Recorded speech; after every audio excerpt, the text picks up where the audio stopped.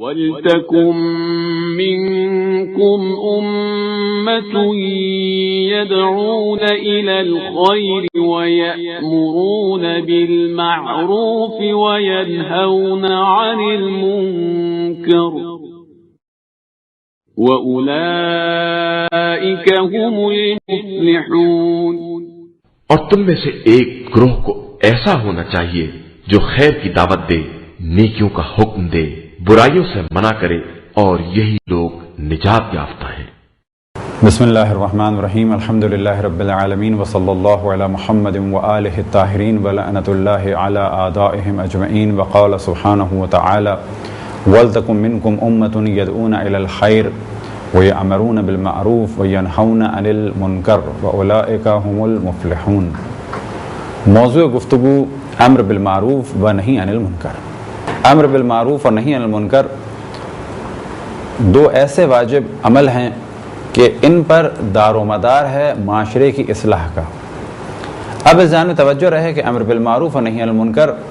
کوئی سادہ سا کام یا محدود کام نہیں ہے، یہ ایک وسیع کام ہے، اور اسی کام پہ دار و مدار ہے مسلمانوں کی اصلاح کا اور اسی طرح سے حاکموں کی اصلاح کا۔ کیونکہ امر بالمعروف کا تعلق فقط غسل یا وضو یا نماز یا روزے سے نہیں ہے، اس کا تعلق معاشرے کے تمام طبقات سے ہے، اور ہر اس موضوع سے ہے، اور ہر اس حکم سے ہے کہ جو معاشرے سے ریلیٹڈ ہے۔ اب چاہے وہ غسل ہو، وضو ہو، نماز ہو، روزہ ہو، حج و زکوٰۃ ہو، خمس و جہاد ہو، اور چاہے وہ معاشرے میں مہنگائی ہو، فسق و فجور ہو، ظلم ہو، بس اگر کوئی ظلم کو دور کرنا چاہے تو اس پر لازم ہے کہ وہ ایک جانب عدل کے لیے امر بالمعروف کرے اور دوسری جانب لوگوں کو ظلم سے روکنے کے لیے نہی عن المنکر کرے۔ اسی طرح سے اگر حاکم کو سدھارنا ہے تو اس حاکم کو سدھارنے کے لیے بھی جو دو اہم ترین چیزیں ہیں وہ امر بالمعروف اور نہی عن المنکر ہے۔ اب یہ بات بالکل واضح ہو جانی چاہیے کہ امر بالمعروف واجب بھی ہے، اور اسی طریقے سے اس جانب بھی توجہ رہے کہ یہ واجب کفائی ہے۔ واجب کفائی سے مراد یہ کہ اگر فرض کریں کسی معاشرے میں کوئی گناہ تھا اور کچھ لوگوں نے اسے ٹوکا، اور ٹوکنے کے بعد وہ گناہ ختم ہو گیا، تو اگر کسی کے ٹوکنے سے وہ گناہ ختم ہو گیا ہے تو پھر ختم ہونے کے بعد کسی اور پر واجب نہیں ہے۔ اسی طریقے سے اگر کسی نے گناہ کو روکنے کے لیے قدم اٹھایا اور اب اس قدم کا نتیجہ یہ ہے کہ پرابلم سالو ہو رہے ہیں، تو ایسی صورت میں اوروں پر واجب تو نہیں، بلکہ بہتر ہے کہ جب تک وہ چیز ختم نہ ہو جائے تو لوگ اس چیز کے بارے میں ڈسکشن کریں اور اسے ختم کرنے کے لیے ایک دوسرے کی مدد کریں۔ اب اتنی بات بالکل واضح ہے کہ امر بالمعروف کا دار و مدار ہے پہلے مرحلے میں اس چیز پر کہ خود امر بالمعروف کرنے والے کو معلوم ہو کہ کون سی چیز معروف ہے، یعنی کون سی چیز اچھی ہے۔ بس پہلا مرحلہ ہے کہ اسے یہ معلوم ہو کہ اچھی چیز کیا ہے، اور اسی طرح سے پہلا مرحلہ یہ ہے کہ اسے معلوم ہو کہ بری چیز کیا ہے۔ پھر اگلا مرحلہ یہ کہ اچھی چیز کے بارے میں وہ حکم دے اور بری چیز سے وہ روکے۔ امر بالمعروف واجبات کے لیے بھی ہے اور مستحبات کے لیے بھی ہے، اسی طریقے سے نہی عن المنکر محرمات یعنی حرام چیزوں کے لیے بھی ہے اور مکروہ چیزوں کے لیے بھی۔ اب اگر امر ہے یعنی حکم ہے اور دعوت ہے یعنی توجہ دلائی جا رہی ہے اور یہ کہا جا رہا ہے کہ اس اچھے کام کو کرو اور یہ کام واجب ہے، تو ایسی صورت میں امر بالمعروف واجب ہوگا، اور اگر وہ عمل مستحب ہے تو ایسی صورت میں امر بالمعروف مستحب ہوگا۔ بس اگر نماز یومیہ کے لیے امر بالمعروف کیا جائے تو یہ امر بالمعروف واجب ہے۔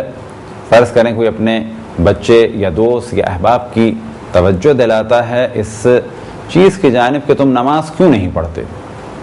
تو یہ توجہ دلانا واجب ہے۔ اور اگر وہ توجہ دلاتا ہے فرض کریں نماز تہجد کی جانب تو یہ توجہ دلانا مستحب ہے۔ اسی طرح سے نہی عن المنکر میں بھی دو درجات ہیں۔ اگر نہی عن المنکر کرتا ہے حرام سے، فرض کریں رقص و موسیقی و فسق و فجور و شراب اور عریانیت سے، بے پردگی سے، تو ان امور سے روکنے کے لیے نہیں کرنا، یعنی منع کرنا لازم ہے، واجب ہے، اور اگر کسی مکروہ کام سے روکا جائے تو ایسی صورت میں یہ نہیں عن المنکر مستحب ہوگا۔ بس دوبارہ اس جانب توجہ دلائیں کہ معاشرے میں اصلاح کا دار و مدار امر بالمعروف اور نہیں عن المنکر پہ ہے۔ اس چیز کا سب کو علم ہے کہ جب فروع دین گنے جاتے ہیں تو بچہ بچہ یہ جانتا ہے کہ فروع دین میں سے دو اہم چیزیں ہیں، امر بالمعروف اور نہیں عن المنکر۔ تو یہ یاد رکھیں کہ یہ عمل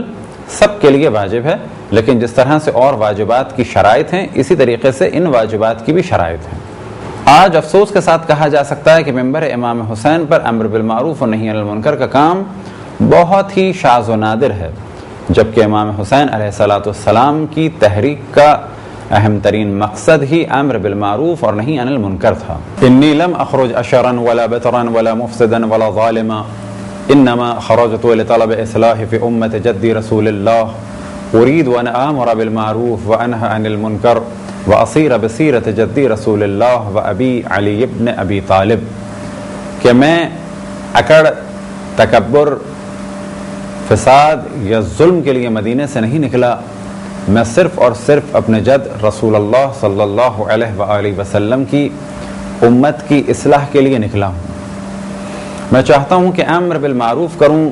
اور نہیں عن المنکر کروں، اور اپنے جد رسول اللہ اور اپنے والد علی ابن ابی طالب کی سیرت پر عمل کروں۔ اب یہاں پر اگر دقت کی جائے تو بہت ہی واضح سی چیز ہے کہ امام حسین جب مدینے سے نکلے تو ایک خاص ہدف لے کے مدینے سے نکلے، اور وہ ہدف تھا اصلاح امت رسول اللہ۔ لیکن آج افسوس کے ساتھ کہا جا سکتا ہے کہ ممبروں پہ جہلہ مسلط ہیں، اور امت رسول اللہ کی اصلاح کی بجائے بعض جگہ جاہل اور فاسق قسم کے وہ افراد کہ جو مذہب اہل بیت کی الف سے بھی آشنا نہیں، بجائے تبلیغ کے اور بجائے مذہب حق اہل بیت علیہ السلام کی ترویج کے، اس مذہب مظلوم یعنی مکتب مظلوم امام حسین پر مزید ظلم کر رہے ہیں۔ بس ہر وہ شخص کے جو مجالس سے خطاب کرے اس پر لازم ہے کہ امام حسین علیہ السلام کے وصیت نامے پر توجہ دے،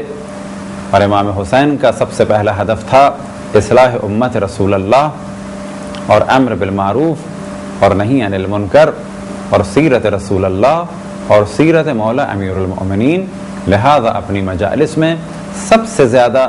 اس چیز پر توجہ دے کہ یہ مجالس اصلاح امت کے لیے ہیں،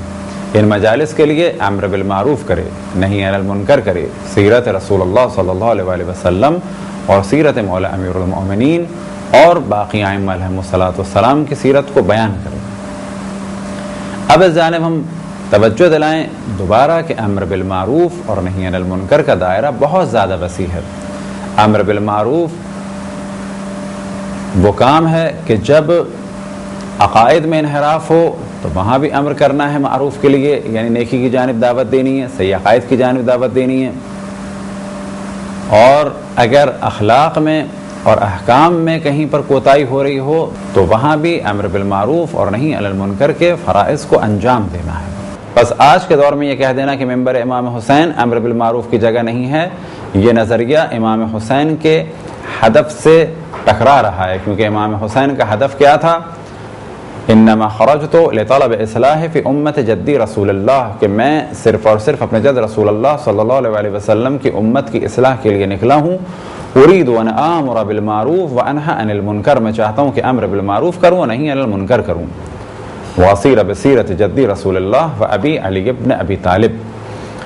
تو یہ 5 ہدف تھے: اصلاح امت، امر بالمعروف، نہیں عن المنکر، رسول اللہ صلی اللہ علیہ وآلہ وسلم اور مولا امیر المؤمنین علیہ السلام کی سیرت پر عمل۔ بس مجلس میں بھی جو سب سے اہم موضوع ہے وہ اصلاح امت رسول اللہ ہونا چاہیے۔ اب یہ اصلاح امت رسول اللہ اس عنوان سے بھی تصور کی جا سکتی ہے کہ امت کی توجہ دلائی جائے اصول دین کی جانب، توحید، عدل، نبوت، امامت اور قیامت کی جانب، اور ان تمام عقیدتی موضوعات کی جانب کہ جن کی جانب قرآن نے اور اہل بیت علیہم السلام نے توجہ دلائی۔ اسی طرح سے اصلاح امت میں یہ چیز بھی شامل ہے کہ مسلمانوں کی توجہ واجبات کی جانب دلائی جائے کہ وہ واجبات کو ادا کریں، اسی طرح سے حرام چیزوں کی جانب توجہ دلائی جائے کہ حرام سے پرہیز کریں۔ بس امر بالمعروف کا دائرہ بہت زیادہ وسیع ہے، حتیٰ یزید ملعون خبیث لعنت اللہ علیہ کے خلاف امام حسین کا قیام در حقیقت امر بالمعروف اور نہی عن المنکر کا ایک جلوہ تھا۔ ایک روایت رسول اللہ صلی اللہ علیہ وآلہ وسلم سے نقل ہوئی، آپ فرماتے ہیں کیف بکم اذا فسدت نساؤکم وفسق شبابکم وانتم لا تأمروا بالمعروف ولا تنحوا عن المنکر فقیل له یکون ذالک یا رسول اللہ فقال نعم۔ یعنی ایک دن رسول اللہ صلی اللہ علیہ وسلم نے دوران گفتگو فرمایا کہ تم لوگ اس وقت کیا کرو گے جب تمہاری عورتیں بگڑ جائیں گی اور تمہارے جوان فاسق ہو جائیں گے،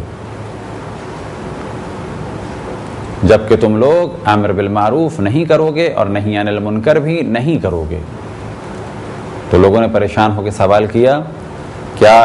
ایسا بھی ہو سکتا ہے یا رسول اللہ، یعنی کہ ہماری عورتیں بگڑ جائیں، ہمارے جوان بگڑ جائیں اور ہم امر بالمعروف اور نہی عن المنکر نہ کریں؟ تو آپ نے فرمایا نعم، ہاں ایسا ہوگا، وَشَرٌ مِّن ذَلِكَ، بلکہ اس سے زیادہ ایک بری چیز ہوگی۔ اور پھر آپ نے فرمایا کیف بکم اذا تأمر بالمنکر وَتَنْهَوْا عَنِ الْمَعْرُوفِ، پھر آپ نے فرمایا نعم وَشَرٌ مِّن ذَلِكَ، اور پھر آپ نے فرمایا کہ ہاں اس سے زیادہ برا ہوگا۔ اور پھر آپ فرماتے ہیں کیف بکم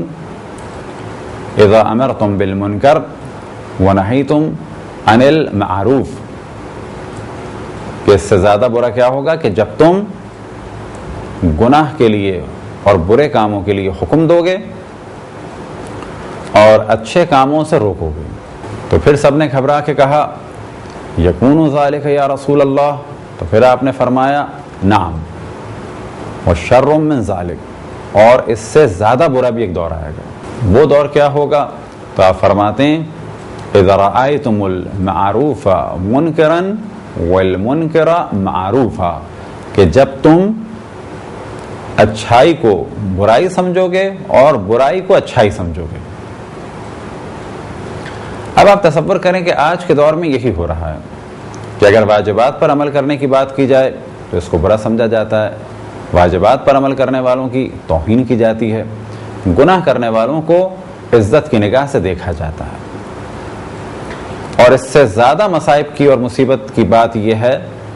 کہ امام حسین علیہ السلام نے دین کی بقا کے لیے اور امر بالمعروف کے لیے اپنا سر بھی قربان کر دی اور بہنوں کی چادریں بھی قربان کر دیں۔ آج ان کے منبر پہ جوہلا اس قسم کی باتیں کریں کہ جو تعلیمات ائمہ علیہ السلام کے بالکل برخلاف ہوں۔ یعنی اب ہمارے نوبت یہ آ چکی ہے کہ فقط ایسا نہیں ہے کہ امر بالمعروف نہیں ہو رہا یا نہی عن المنکر نہیں ہو رہا، بلکہ اب تو ہمارے یہاں بعض جگہ گویے اور جوہلا اور میراثیوں اور فاسق قسم کے ذاکر اصول دین اور تعلیمات قرآن اور اہل بیت علیہ السلام کی مخالفت کر رہے ہیں۔ اب یہ وہ دور ہے کہ ہر شخص پر لازم ہے کہ مذہب حق اہل بیت علیہ السلام کو سمجھے اور مذہب اہل بیت علیہ السلام کا دفاع کرے اور لوگوں تک صحیح اسلام اور تعلیمات قرآن اور اہل بیت علیہ السلام کو پہنچائے۔ اسی طرح سے حرام کام کے لیے نہی عن المنکر واجب ہے اور مکروہ کام کے لیے نہی عن المنکر مستحب ہے۔ بس اس جانب توجہ رہے کہ امر بالمعروف کرنے والا اور نہی عن المنکر کرنے والا اس کام کو اللہ سبحانہ و تعالیٰ کی خوشنودی کے لیے کرے، کسی کی توہین کے لیے نہ کرے۔ اور اس چیز کا وہ احتمال دے کہ اس امر بالمعروف اور نہی عن المنکر کا نتیجہ نکلے گا۔ البتہ نتیجے سے مراد یہ نہیں ہے کہ 100% یقین ہو۔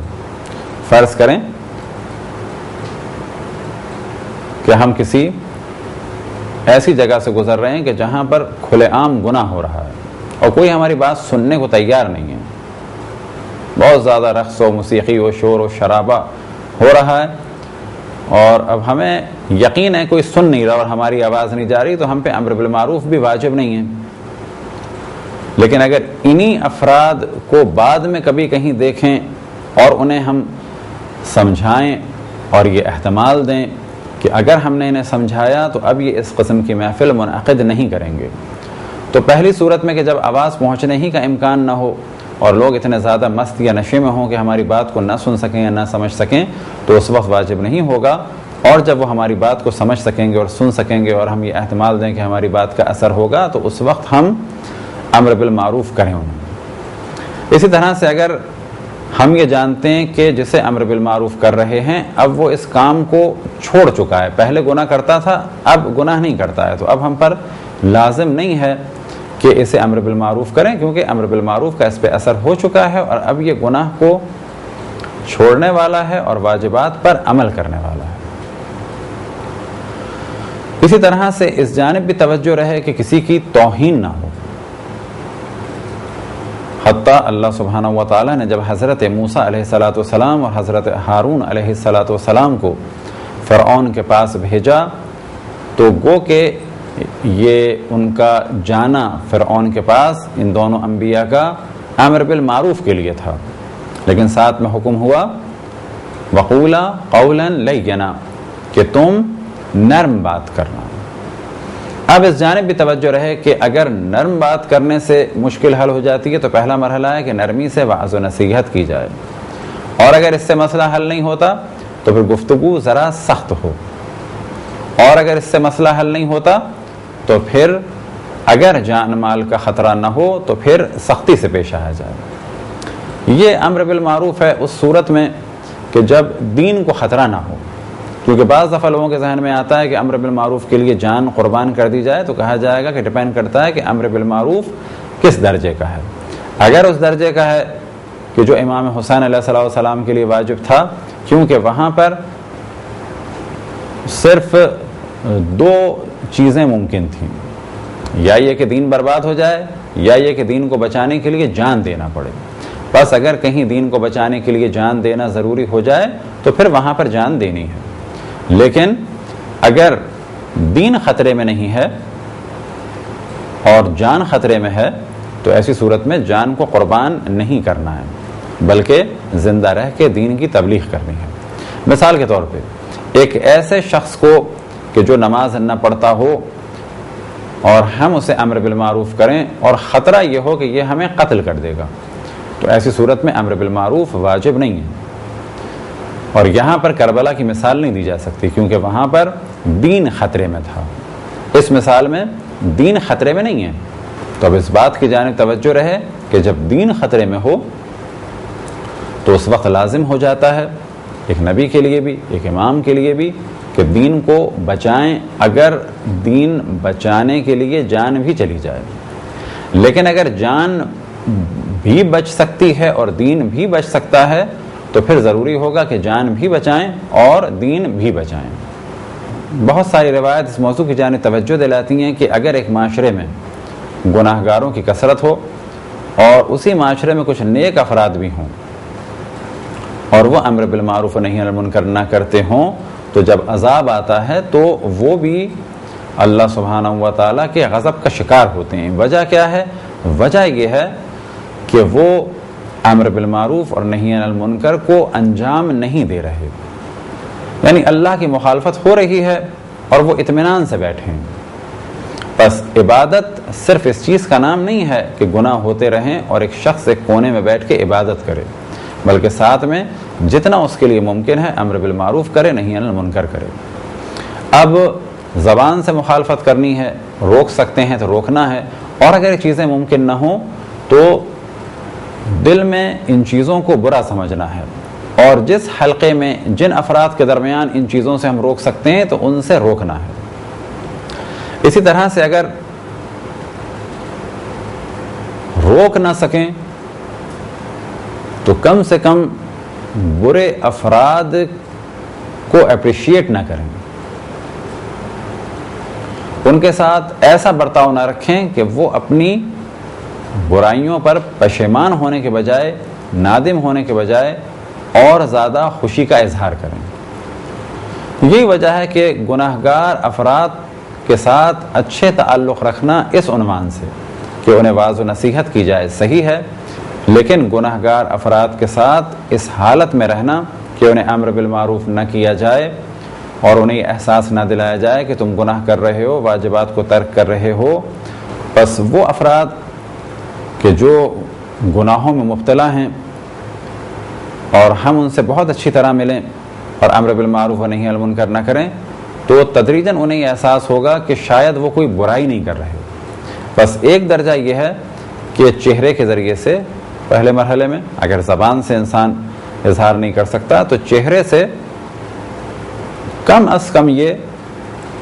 کہ ان کی تائید نہ کرے۔ اسی طرح سے ان کا احترام اور استقبال نہ کرے، کیونکہ جب ان کا احترام ہوتا ہے تو در حقیقت گناہ کی تبلیغ ہوتی ہے اور یہ احترام گناہ پھیلنے کا سبب ہوتا ہے۔ فرض کریں کہ ایک رقص و موسیقی و فسق و فجور میں مرد یا عورت کا کسی معاشرے میں احترام ہو تو اب وہ ان کاموں میں اور زیادہ پڑے گا،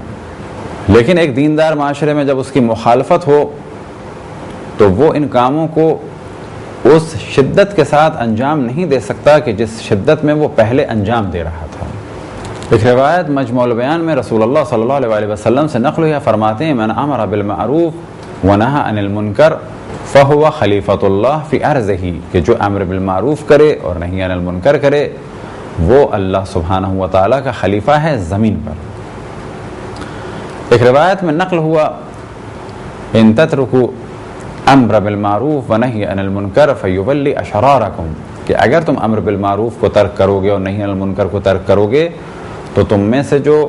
شریر لوگ ہیں، تمہارے معاشرے کے جو شریر لوگ ہیں وہ تم پر مسلط ہو جائیں گے۔ ثم تدعوا فلا یستجاب، پھر تم دعا کرو گے اور تمہاری دعا قبول نہیں ہوگی۔ ایک روایت مولا امیر المؤمنین سے غرر الحکم میں نقل ہوئی، مولا فرماتے ہیں امر بالمعروف افضل الاعمال الخلق، کہ امر بالمعروف مخلوقات خدا کے اعمال میں سے سب سے بہتر عمل ہے۔